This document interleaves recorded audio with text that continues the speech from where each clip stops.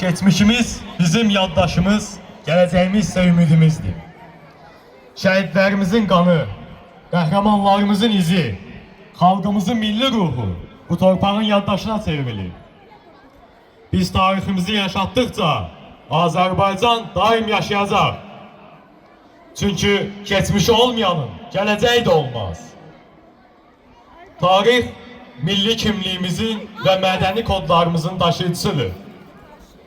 Tarih, bugündən gələcəyə aparan zəmindir. Müstəqil Azərbaycanımızın keçmişində təkcə qılıncı ilə deyil, sözü və elmi ilə də öz gücünü möhürləyən şəxsiyyətlər olmuşdur. Gəlin indi də alqışlarınızla onları qarşılayaq. Uzun Həsən,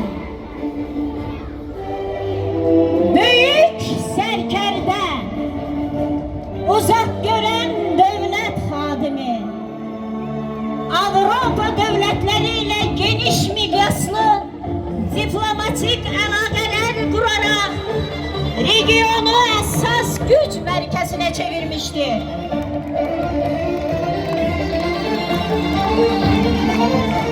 Hem zəriflik, hem de lazım gəlmişdir. Böyük bir dövlətçi və döyüşçü xarakterdir. Sahib olduğunun en qədim sübutlarından biri.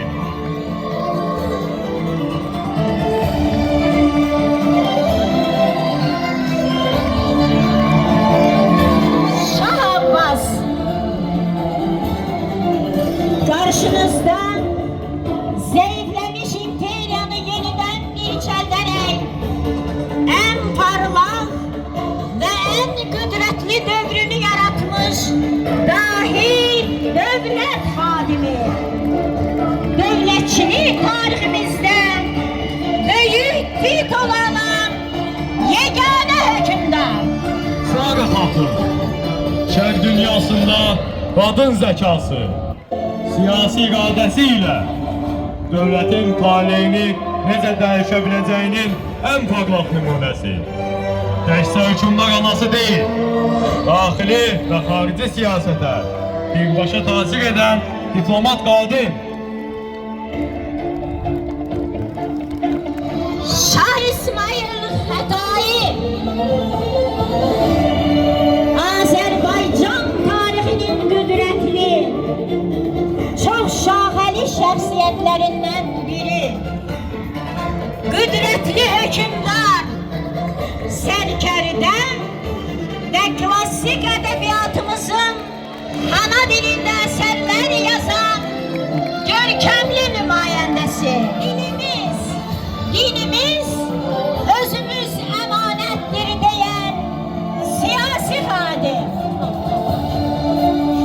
Möminə Hatun, siyasi nüfuzu, müdrikliği, halkın sevgisini kazanmış, xeyirxah ve uzak gören ictimai siyasi kadim. Azerbaycan tarihinin en güçlü dövlətçilik təfəkkürünün, böyük mədəni irsə sahip kadın obrazının en parlak rəmzi.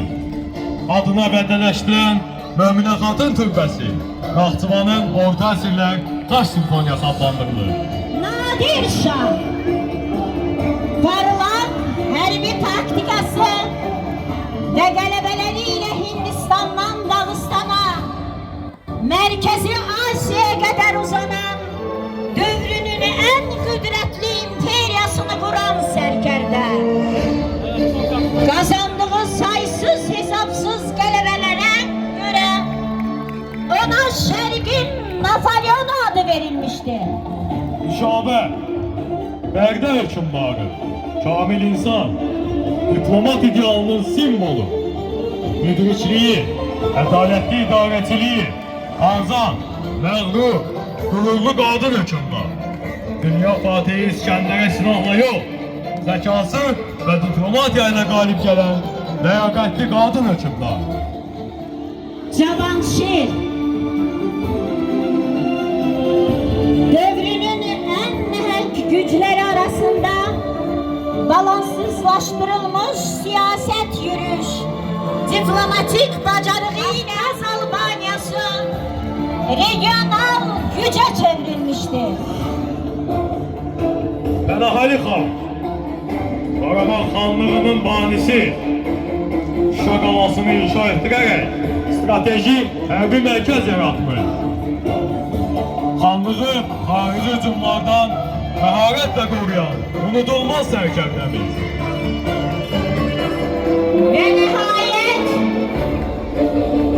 günümüzden dünenimize, dünenimizden tarihi geçmişimize Seyahat adlı kompozisyanın müəllifi değerli Mehriban müəllimə.